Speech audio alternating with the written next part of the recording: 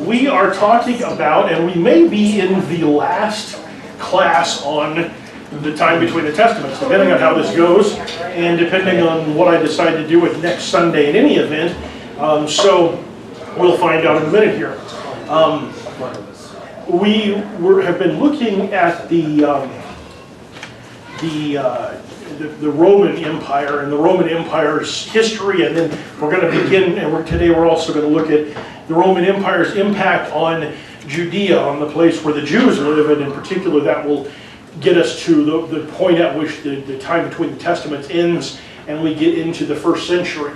But we were talking last week, and we were looking at the period of time between when Rome was a republic and when it became an empire, and that was when a series of triumvirates ruled. The first triumvirate was Julius Caesar and a couple of other guys. He ended up eventually getting rid of the other two and became emperor for a few months until he was assassinated, at which point a second triumvirate was created that was composed of three guys. Mark Antony, going from left to right here, Mark Antony, Octavian, and a guy named Lepidus. Actually, I may have that. No, yeah, that's the three of them there. So, Mark Antony, Octavian, and Lepidus. Just like the first triumvirate, there were two kind of stronger people, which were Mark Antony and Octavian, and one who was weaker, Lepidus. And Lepidus was more of an administrator, and he was more of the money guy than anything else. And so it didn't take very long to get rid of Lepidus. He was killed in a battle that he had led some troops into, but he was quite unsuccessful in that battle. He died in, they exiled him because of his lack of success in BC 36. So Lepidus got kicked off the triumvirate, which left two guys, Mark Antony and Octavian, who really, really hated each other. And they hated each other even before they got rid of Lepidus, but they hated each other they just really did not like each other at all. And so, yes? This is now 2 for 2 on these triumvirates. How did these guys that hate each other so badly ever hook up to form a triumvirate? Well, they marriage or convenience? I mean, it was kind of that. I mean, they didn't want the other one to have total power, so they had to find some way to sort of keep the other one in reign. And it's kind of like, well, if all else fails, I guess I'll be in charge too, So the fact that they were both in power at the same time wasn't a reflection of them liking each other, it was a reflection of the fact that they couldn't stand the thought of the other one being the one who was in charge by himself. So that was essentially what was going on there. Sorry for that. And the idea with the third guy, at least in this case, was that if they have the third guy in there, maybe they can he kind of breaks the ties and they can lean on him to try to get what they want. But that wasn't really working out, which is why that, along with the battle, they exiled him, so they got rid of him. And basically, once they got rid of him, it turned into pretty much an open civil war. It took a few years, but the War of Actium got kicked off about 4 years after Lepidus was exiled. The war was between Mark Antony and Octavian, and it lasted for a couple of years. Octavian primarily had control of most of the northern, what we would typically think of as the core Roman Republic, as well as a lot of the eastern area, whereas Mark Antony's power base was at Alexandria in Egypt. He allied himself with Cleopatra. There are many of you who probably know Mark Antony best as the co-star to Elizabeth Taylor in the Cleopatra movie. In fact, he was actually the more important historical figure, more so than her, but he allied himself with Cleopatra, and they fought an extended war for a couple of years against Octavian before they finally were able to, before Octavian was finally able to defeat them. And he conquered more and more and more of, greetings, come on in and find a seat wherever you want except where someone's already sitting, don't sit there. So he conquered more and more and more of Mark Antony's territory. So finally all that was left was basically the city of Alexandria itself, at which point Cleopatra announced her intentions to kill herself, and Mark Antony beat her to it by stabbing himself with a sword and dying. And then when news of his death came to Cleopatra, she actually went ahead with killing herself. They were both determined not to become trophies for Octavian to parade through the streets of Rome after his victory. So they killed themselves, and that was the end of the War of Actium.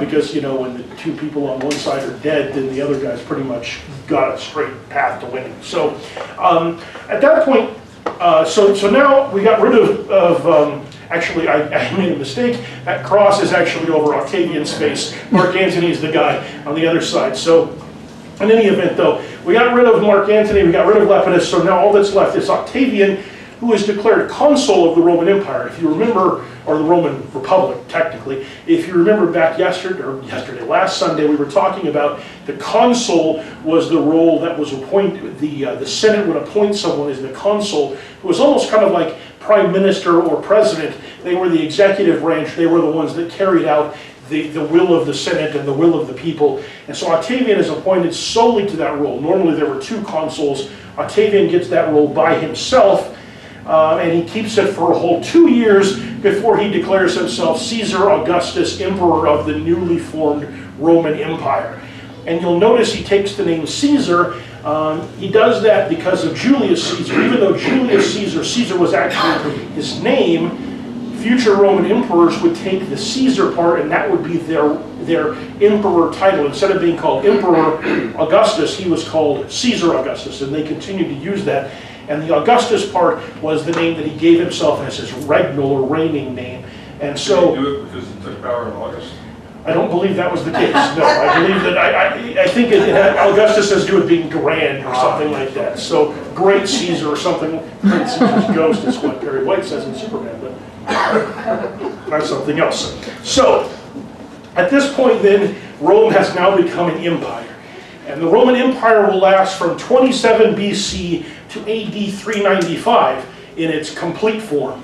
And then the Western, it will split into two pieces, the Western and Eastern Roman Empire. The Western Roman Empire will last almost another 100 years until AD 480. The Eastern Roman Empire, though, will last until 1453. So it will actually last another 1,000 years. So depending on how you do the accounting, the Roman Empire lasted anywhere from about 425 years to about, what would that be? Almost 1,475 years, something like that.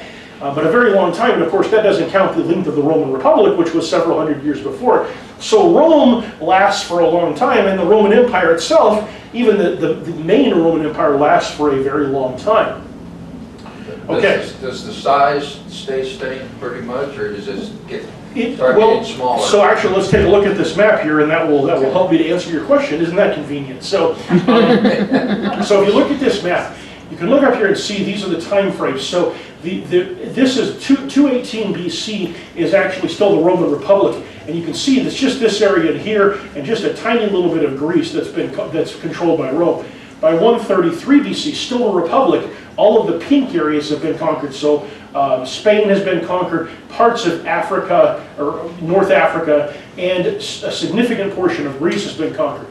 44 BC, which is basically the point at which it goes from, just before it goes from empire to, from republic to empire, yeah. They've conquered all of the lighter brown territories, which is, let me make sure I'm looking at this right, because the colors are very similar. Yeah, so that is these areas up in here. This is Gaul, or what they call Gaul. This is actually Central Europe, France, Germany, those kinds of things. They had conquered down into a lot of Phoenicia, or rather of Egypt. Not all of it yet, but a lot of Egypt. And quite a bit of what we would think of as Syria, or what they would have called Syria back then. Then by AD 14, so this is, now we're into the Roman Empire, they have now conquered all of Spain, all of this territory up through here, which would be basically the moving into continental Europe, so the southern continental Europe. They've conquered all of Greece and all of Asia Minor, and they've conquered all of Egypt as well. This AD 14, bear in mind, is halfway, it's about when Jesus would have been a teenager, basically, or a young boy at that point. So by that time, they control all of that area. And then after AD 14, and most of this actually takes place within a few years after AD 14, they conquer all of these green areas here, a lot of North Africa, consolidating their control over this area of Palestine, and then some of these areas in here. And then finally, the empire at its greatest extent goes all the way, and unfortunately, you can't really see the colors on there because you get some bleeding out of the colors. But basically, it's this area down through here is the main one that is added onto it. So the Roman Empire at its greatest extent is all of what you can see clearly, and then this green area here. Once they maxed things out at around AD 117, they're able to control that for a period of time, but within not too many years, the empire starts contracting. There are issues primarily coming from the east in terms of barbarians and some of those kinds of things, and the empire just starts to contract and break up and gets quite a bit smaller. If you go on Wikipedia and you look at there's an entry for, I forget what the entry is for, I think it's for the Roman Empire. It has this cool little animation that shows the empire's growth and then contraction back down, and it's kind of funny because it grows and it contracts and it grows and grows and grows, and then it contracts a bunch, grows a little bit and contracts, and that's the end of it.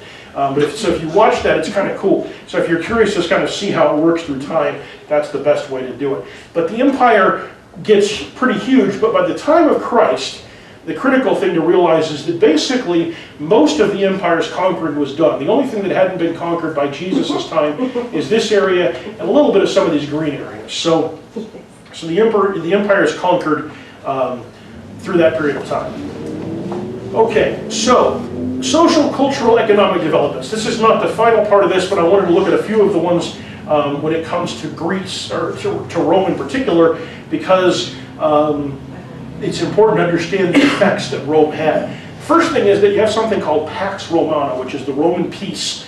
This runs basically from 27 BC to AD 180, and it's a period of time once Caesar Augustus takes over that there are very few wars. There are some civil wars, there are some riots and a few rebellions, but there's not a lot of additional warfare going on throughout the empire during this period of time. So this is a period of about 153 years where there is very little war, there's a great deal of peace and a great deal of civil, just civil compliance. Things are working the way they're supposed to. And so during that time, Rome is able to maximize its opportunities to grow its culture, to grow its economic situation, and so a number of things start happening. One of them is that Koine Greek, and we talked about this when we were looking at the Hasmoneans and the periods before that. Koine Greek, which had been the primary language, the primary common language throughout the Mediterranean region for several hundred years, begins to be replaced by Latin. Now, it doesn't get replaced in common speech. Most commoners still spoke Koine Greek, but it's increasingly used certainly for official documents. It's also increasingly used for in regular speech when it comes to Roman citizens at least. And this is important to us because Koine Greek has very little to do with most modern day languages, whereas Latin is the root of most of the Romance languages like French, Spanish, Portuguese, Italian, obviously, you'd think, right? And a few others like that. It also has significant inroads into English, and of course our character set is mostly derived from Latin. The Latin character set had 23 characters, we have 26. We added, I think, J, U, and W to it. But if you look at Koine Greek words and you try to tell me what those words are, anybody want to hazard a guess what any of those words are? Okay. Christ. Okay, so the last one's Christ, and he's not cheating, but that's the one that is commonly used, commonly seen by Christians because Christ's name was expressed in Koine Greek so much. But let's turn it into Latin and see if you can figure out what Roma might mean. Anyone? Rome, the city of Rome. Roman, that's not even hard, that actually is literally what it is, okay? And then this one, what about that? What do you think that is? Jerusalem. This one, what do you think that is? Temple. And of course then we have Christus, which is Christ.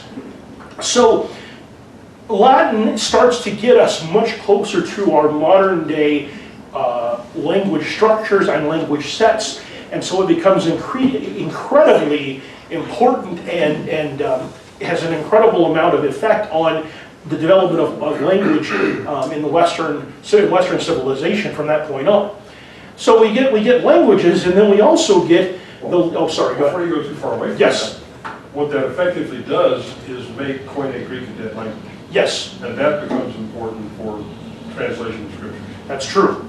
So fortunately, by then there are enough things written in both Greek and Latin that we're able to continue to make translations, but it does kill that language over time. Yeah. Okay, the next thing that's really important is the legions. The Roman legions are the centerpiece of the Roman power. They're the reason Rome was successful militarily, and they are the visual representation of the power of Rome wherever they are stationed. Roman legions, they started off actually as a self-funded organization of citizen volunteers, and legions would be organized as needed to fight battles or fight wars, and then they would disband. And they didn't get pay. In fact, they had to bring their own equipment to do this. So it was made up completely of citizens initially. But later on, it was developed into a professional standing army that were heavy infantry. And it was still almost entirely drawn from citizens, but those citizens were paid to be in the army. They tended to be of the poorer, lower classes, where going into the army was a way, or into the legion was a way to gain prestige and gain standing in society. And they were issued very specific equipment so that they were all capable of doing the job that they needed to do and didn't have to bring their own stuff, basically. At the start of Augustus's reign, there were 50 legions. He reduced that to 25 legions by AD 9. By just kind of gradually paring them back. A legion is composed of 5,600 infantry and 200 auxilia. Auxilia are literally what you think of as auxiliary personnel, auxiliary fighters. It included cavalry, it included certain kinds of specific, what we would think of today as auxiliary roles in an army, like people who laid bridges or people who were combat engineers or different things like that. But they were fighters as well, but they had very specific roles within their duty.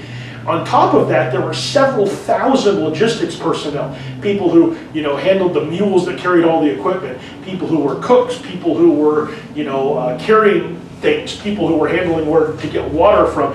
I mean, so a legion could have as many as 10,000 people associated with it when they were operating. Legions were organized into 10 cohorts that were composed of 6 centuries of 80 men. And I realized that I always thought that a century had, 100 men in it because, well, century means 100, but I don't know whether the Romans were just rounding up or what the deal was, but they called them centuries, but they had 80 men. Each century was led by a centurion, such as the ones we encounter in the New Testament.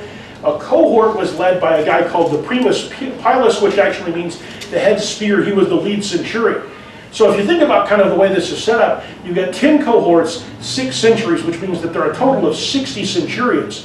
And what happened is that men who were professional soldiers that had done well as a regular soldier could be promoted to centurion. And when they were, what they would be promoted to is they would be promoted to the 6th centurion in the 10th cohort, because that was the youngest and newest recruits and the youngest and newest centurions. And so you would work your way up from there until whoever was the first centurion in the first cohort was the most senior and most gifted centurion in the legion, and might even be looking at further promotion beyond that.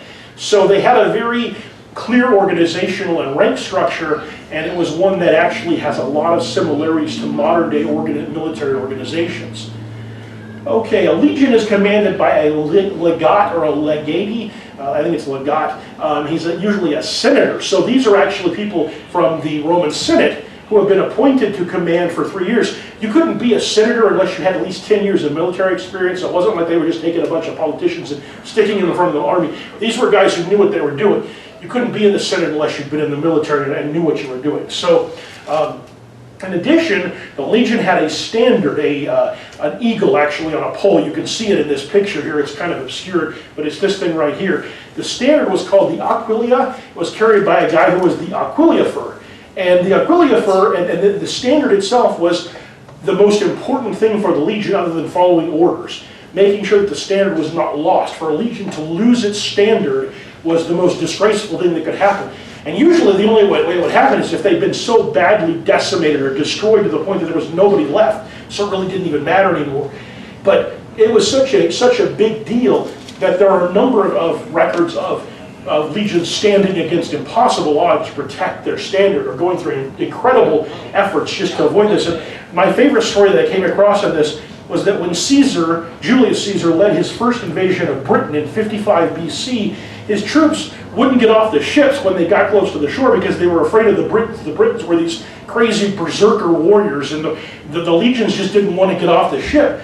So the aquilifer of the 10th Legion threw himself overboard and swam up to shore and advanced alone against the enemy, at which point all of his comrades leaped off the ship to go after him because they couldn't be disgraced by losing the standard. And then all the rest of the troops leaped off of their ships and followed those ones in. So one guy who was brave enough to do that led everybody else in there simply because they were afraid to lose the standard. So the legions training emphasized military prowess, but it also really focused on bravery and on the idea that you don't break formation, you don't disobey orders, you do exactly what you're told, because the Romans had learned that breaking, or that using formations and using battle tactics consistently were one of the best ways to win battles against enemies that were almost always less disciplined and less organized. There were also groups of people within the legion called immunes, and basically they had specialized skills that allowed them to be exempted from labor and guard duty. These were things like combat engineers and people like that. So again, the legions are organized in a very professional way, in a way that's would be very recognizable to modern military people. Within the legion, this was pretty much the outfit of a standard legionary. He would have a spear, he would have a sword. Well, let's take a look at that actually. His spear was something called a pilus. And the pilus was an interesting spear because it had, if you can look on there and you can see, the top of it has this hardened iron shaft that's kind of barbed so that if it gets into something, it's very hard to get out again. But underneath it is a long iron section that is made of soft iron, so that when it hits something, it will deform, which makes it something that nobody else can use afterwards. So once you throw it, the enemy can't pick it up and throw it back at you because it gets all deformed and twisted. And because it gets, and a lot of times they get stuck in the enemy's shields, and then they've got this big piece of metal and wood sticking out of the front of it, so the enemies had to discard their shields. So this was not used as a melee weapon, it was thrown at the beginning of the battle right as they were approaching the lines, which created all sorts of chaos and havoc in the enemy's lines because they were having to dump their shields and deal with that situation, at which point the legionnaires switched over to their main weapon, which was the gladius sword. It's a short sword, but it has a very, very sharp front section, and it was used for thrusting as opposed to slashing. There's a good reason for this. One of the major innovations of the Romans was the formations that they used. The Greeks had used this as well, but close formations behind shields. The last thing in the world that you need when you're in a close formation behind a shield is the guy next to you swinging a sword back and forth like this, because that's just bad. So they learned to thrust as their primary attack, which allowed them to stay in formation much more closely than most of their adversaries, and so they were much more successful.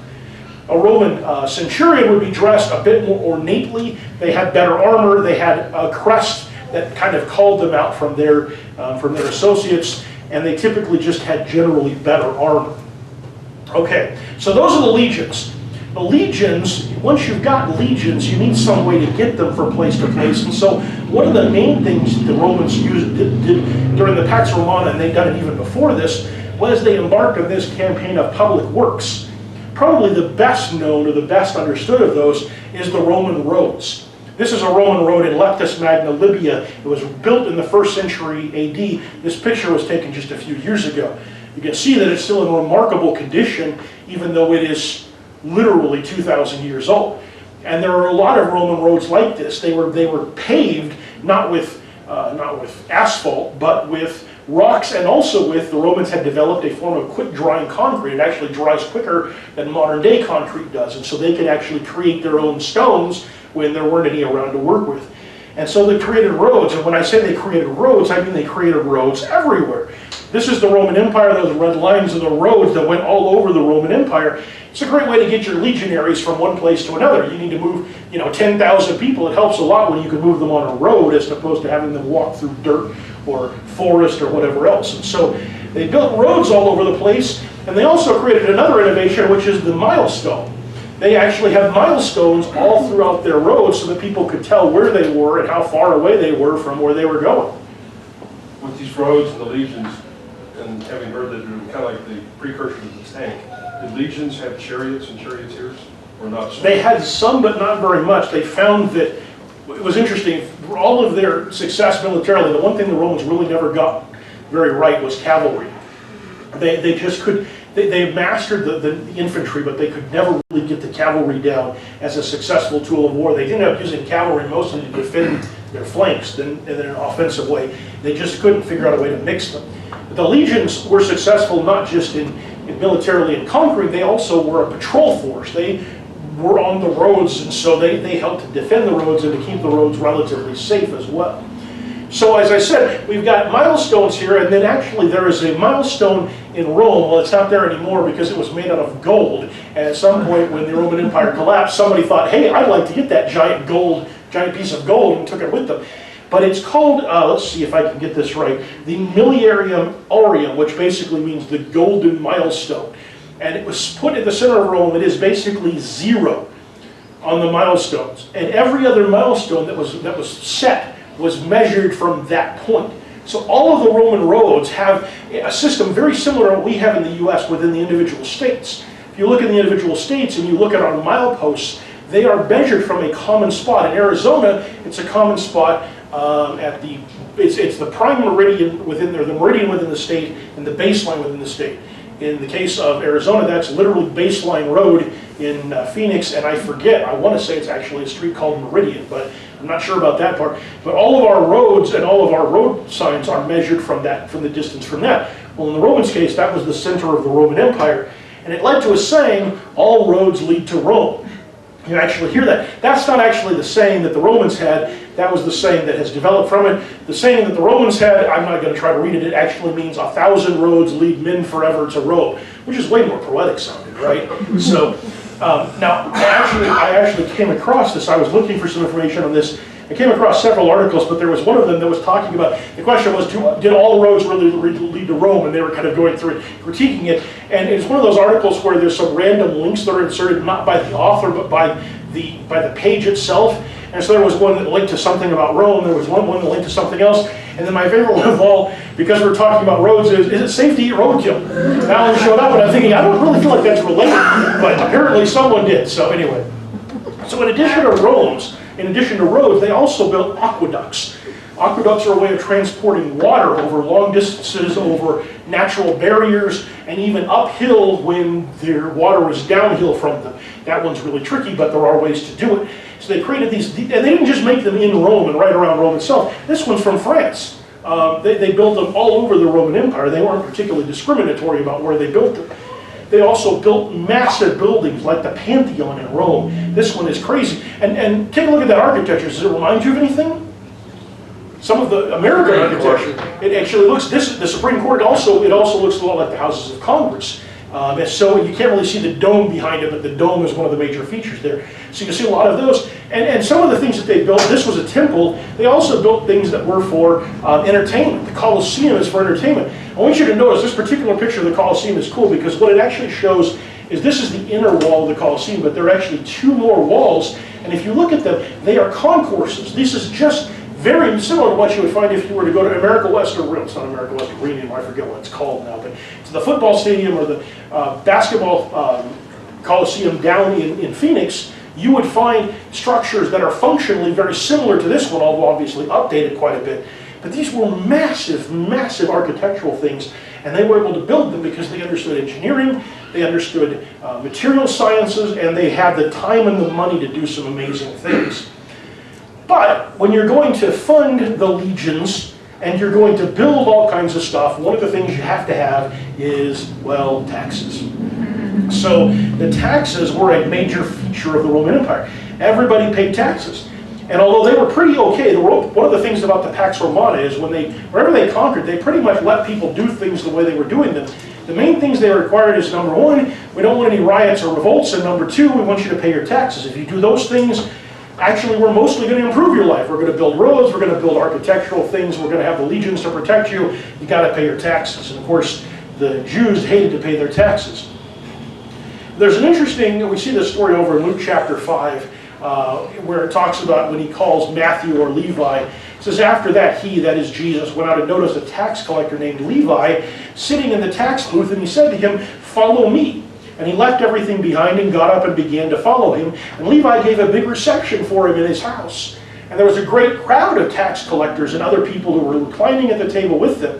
The Pharisees and their scribes began grumbling at his disciples, saying, "Why do you eat and drink with the tax collectors and sinners?" Now this is from the New American Standard Version. But what's interesting is if we shift back to the King James Version, it reads a little differently. It says, "After these things he went forth and saw a publican named Levi sitting at the receipt of custom. And he said unto him, Follow me. And he left all, rose up, and followed him. And Levi made him a great feast in his own house. And there was a great company of publicans and of others that sat down with them. But the scribes and the Pharisees murmured against his disciples, saying, Why do you eat and drink with publicans and sinners?" And so we see this phrase, publican, being used in place of tax collector.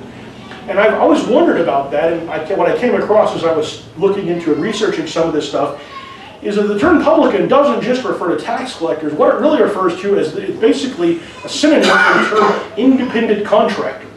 And so actually the first time I came across the word publican in the course of researching this stuff was when it talked about, in one of the places I was looking at, the people who repaired the soldiers, the legionaries' equipment. When something got damaged or broken, they had publicans, independent contractors who would come in and do the work.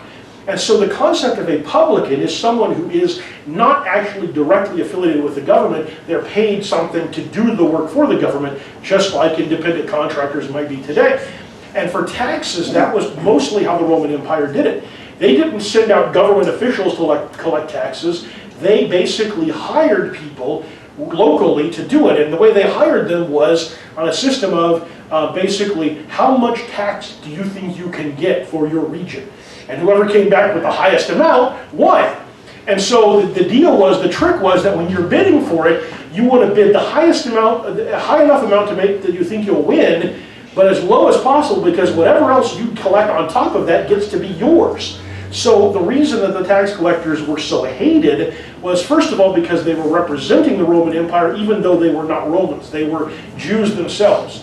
But secondly, it was because they were trying to collect as much tax as possible, oftentimes and almost always well above and beyond what Rome actually demanded, so they could line their own pockets with it. Which is why you see people like Matthew and later Zacchaeus being so wealthy, is because they've been taking advantage of their fellow Jews. And so they were understandably hated for what they did.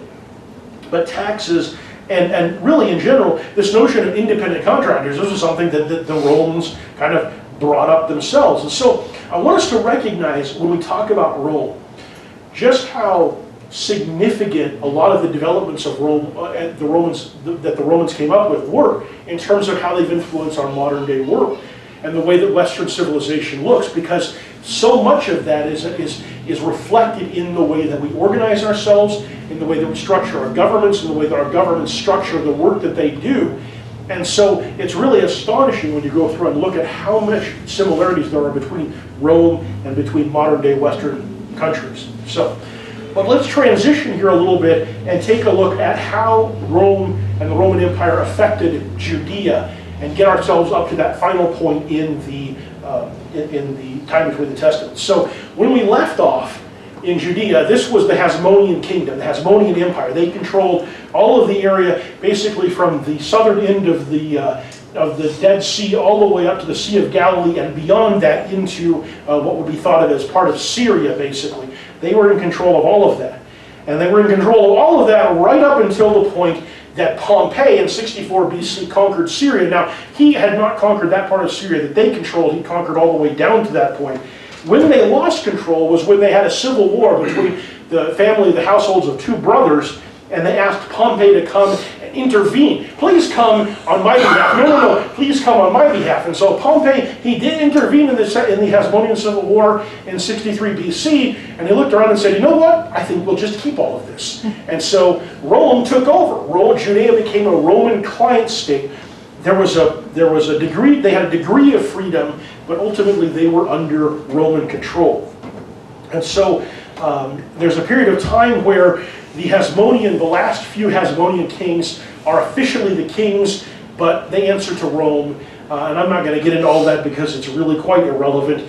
But what's really important is that in BC 37, Antipater, who, if you remember from a few weeks ago, Antipater was kind of the prime minister for several of the Hasmonean kings, who was also kind of pitting them against each other and just generally a kind of a plotter. And he was able to save Julius Caesar and Cleopatra they were in Alexandria. There was a rebellion, or actually it was, Julius Caesar was still fighting to gain control of Rome. And Antipater led a force of about 3,000 Jewish soldiers down and rescued Julius Caesar and Cleopatra, which understandably earned him the gratitude of Julius Caesar and the subsequent Roman government as well. And so Antipater was basically given kind of, what do you want? And what Antipater wanted was for his son, Herod the Great, to take over as the king. So the Hasmoneans were officially kicked out. Herod the Great took over, and he reigned from 37 BC until either 4 BC or 1 BC, depending on which historian you accept, which is actually kind of important from a Christian perspective because it actually can change the potential dates of Jesus' birth, but it's not that important. And so he reigns from 37 to either 4 or 1 BC. Herod does a number of things in Judea that are pretty important. Probably the single biggest one is he basically renovated the Second Temple. The Second Temple, when he started, was a pale shadow of the temple that Solomon had built. When he got done, it was ridiculously oversized. So this is Solomon's temple over here. This is Herod's completed temple over here. And you can see sort of the core dimensions aren't that different, but in terms of the height and in terms of the grandeur of it, it's really no comparison. One of the cool things here is this is an American football field right here next to Herod's temple. You can see you could probably put a couple of them in there side by side. So he massively overhauls the temple. And on the one hand, the Jews appreciated that in some respects, but on the other hand, they kind of didn't because he didn't bother to actually ask most of the Pharisees and Sadducees what they thought about it or what he was doing with it. And worst of all, he put a giant eagle's head over the entrance to this temple, and the eagle was what was associated with Rome, so he's basically saying Rome owns this. And so the Jews really hated him for that. So even though he did all these things, built these different things, the Jews really actually ended up hating Herod pretty badly. Yes. Why? Why what? Why did he build it? Why did he build it? Because he was trying to curry favor with the Jews, and also because he felt like Jerusalem was his capital. He had control of all of that area that had been the Hasmoneans before that. And his feeling was, Jerusalem is my capital, I want something magnificent in my capital. And so the temple is the best place to start, so let's turn that into the magnificent. So it was then known as Herod's temple. It was. It was understood to be the Jewish temple, but it was referred to as Herod's temple because that distinguished it from the predecessors. Is it in the same spot that Solomon's temple was? Yes. And is the western wall, is that the one that still exists today? Yes. So the western wall, that's about all that exists of it, but there are, so he had to build up the foundations to make it big enough. Because where Solomon's temple was and where the reconstructed temple was did not extend out to what would have been the western wall. He actually had to build that wall to support the footprint that the temple took on through his renovations. So I think Mark had his hand up. That was my Okay. Okay. Did he use Roman money to build it like these other things you talked about? There was a combination, but primarily, yeah, I mean, it was taxes from the Jews more than anything, but yeah, it was Roman money. And it was money that was just kind of in the coffers there, so, yeah. Now, one of the things that he also, well, he didn't do this isn't his fault, there was also a temple tax. There had been a temple tax actually going all the way back to Moses. What's interesting is that the Romans let the Jews continue to collect it, even though it was a tax that wasn't a Roman tax. And most of the time, the Romans didn't do that. The Romans were actually, until things got out of hand in the early part of the 1st century, the Romans were actually pretty easygoing with the Jews. They let them continue to do their worship. They let them ignore certain other Roman rules regarding worship and regarding religious things, and they let them keep collecting the temple tax.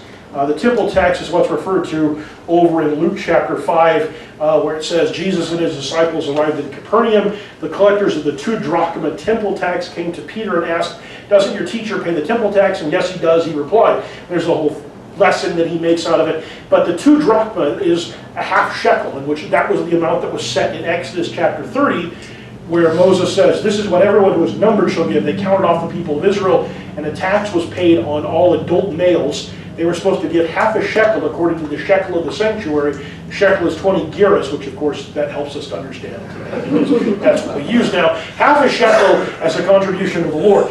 So by the time of the 1st century, a shekel had basically been divided into 4 drachmas. So 2 drachmas was the temple tax, and the Jews were allowed to continue to collect that. And Jews elsewhere in the empire would send it to the temple, or they'd bring it with them when they came for one of the 3 major festivals to pay it into the temple.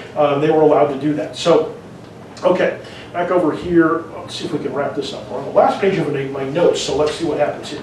So, the Hasmonean line ends during this period of time. Aristobulus III is the last king who kind of sits on the throne. Once Herod the Great takes over, he lets him live for a while, but then he gets worried that he might be a problem, so he kills him. Now, the reason he lasted as long as he did is because he's married to one of Herod's daughters, or sisters, I forget anyway, but he had a couple of sons, Aristobulus IV and Alexander, and they lasted until BC 7, when Herod strangled them because he was afraid that they might be plotting against him. Herod was kind of paranoid, and also really, really nasty. So once Herod decided you were a problem, you probably weren't long for this world.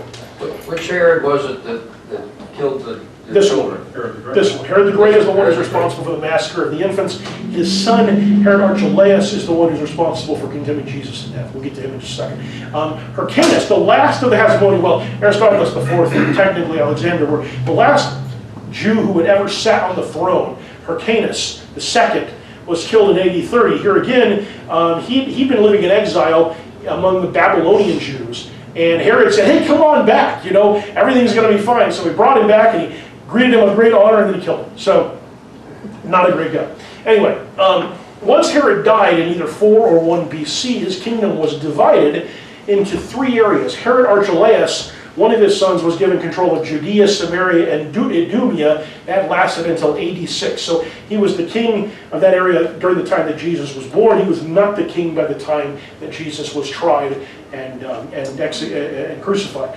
His brother, Herod Antipas, was the king of Galilee and Perea, and he was actually the king who condemned Jesus to death, or who really didn't, but just kind of oversaw the trial. And James? And James as well, yes. I think, yes. He was king until 39, so that would have put him with James, I believe. There was another Herod who came after that, but I think James was executed very early on. So, and then finally, Philip was given control of the northern territories and the Transjordan areas, and he lasted until AD 34. This is kind of a breakdown of the different areas. You can see this is Herod Archelaus' area, this is Herod Antipas' area, this is Philip's area, and let me see, who was the other one? Let's see. Galilee. Actually, yeah, that's pretty much it. These are unassociated areas. So, actually, Herod Antipas had this area and this area down here. So they kind of split them all up. This becomes important when we look at Paul, when he gets arrested in the trials, and he gets switched back and forth between the kings. Kind of. Although that's not because the territories have been unified, or because of the territories, but because of local versus regional kings. So Agrippa was a king that had was kind of king over a larger area. Most of these guys are not called king. Herod, the original Herod was King Herod. These guys are given titles like ethnarch and different things like that to distinguish that they're not really kings anymore. What about the one who got John the Baptist's head? That would be Herod Herod Antipas. Okay. He was the one who was around during that time. So in AD 6, Augustus removed Herod Archelaus because he was incompetent. And by incompetent, what I mean is he kept letting riots happen in Jerusalem. And so Herod got tired of this. There was a massive Jewish uprising in AD 4, and Caesar got tired of it, and he basically removed, he didn't kill him, but he removed Herod Archelaus. Is that the Maccabean rebellion in 84? I believe that's, I don't think so. It's actually a messianic driven. No, the Maccabean rebellion goes way back. That's back. Yeah. So this is a messianic rebellion led by Judas, not the one who was one of Jesus' disciples, but he was one of those zealots. At this point, Judea becomes a Roman province governed by a Roman prefect. So there's no longer actually a king in this area. What happens is the Roman prefects take over. The most notable one for us is Pontius Pilate. He was the fourth of the Roman prefects, the Roman governors in there. What's kind of interesting is that that means that Herod, the Herod who they went to judge Jesus's case, is actually he controls this area and this area, but he doesn't actually control Jerusalem, which is where the trial was being held. The argument that Pontius Pilate made for making it Herod's problem is, number one, this guy's from Galilee, and number two, this is your people, you know more about them. But the Herods really weren't Jews. They kind of were. They were Edomites who had been forcibly converted to Judaism under John Hyrcanus and some of the other Hasmoneans. So they were Jews by conversion, not by native blood, which is also one of the reasons they were hated by the native Jews. So that's why Herod Antipas ends up hearing Jesus' trial. It's also the reason why he's able to pass it off to Pontius Pilate to make the full ultimate decision. Because number one, he doesn't have final authority. Only the Roman governor does, in Jerusalem especially. And number two, the things that are alleged to have happened mostly happened in Pontius Pilate's territory. So, and one of the sad commentaries on that is that the scripture tells us that from that event, those two guys became friends. yes. Happened before then, Happened so, before then. you know, good news. Although it really doesn't work out well for them because Pontius Pilate ends up getting recalled to Rome a couple of years later and beheaded, so for other reasons. Well, because of the Jews' rebellions and stuff. So by the 1st century, the Judean province, and I know this is kind of hard for you guys to read, but the Judea province, or they called it, well, the Romans didn't have a J, so they would have called it Judea, but essentially it's this area here. You have Idumea, which was Edom, which is where Herod's really from. You have Judea, which is the central area. Samaria is here, and then Galilee is up here. One of the things that problems that this creates is that Jews who hate the Samaritans won't go into Samaria, except a few of them, like Jesus, who didn't have any problem with it. So what they would end up doing is they would actually, if they wanted to get from Judea to Galilee, which is both places where Jews live, is they would cross over the River Jordan, go into Perea there, and then cross back over once they were in Galilee to get to where they were going, which was tremendously time-consuming and inconvenient, which is also another reason they hated the Samaritans. All it wasn't the Samaritans' fault that it created the situation. So this is kind of what's the layout that you have here. By this time, everything here is under Roman control. The Herods by that point they're not exactly puppet kings, but they have very little authority to do anything big without Rome's say-so. And that's kind of the situation that we find at the beginning of the 1st century.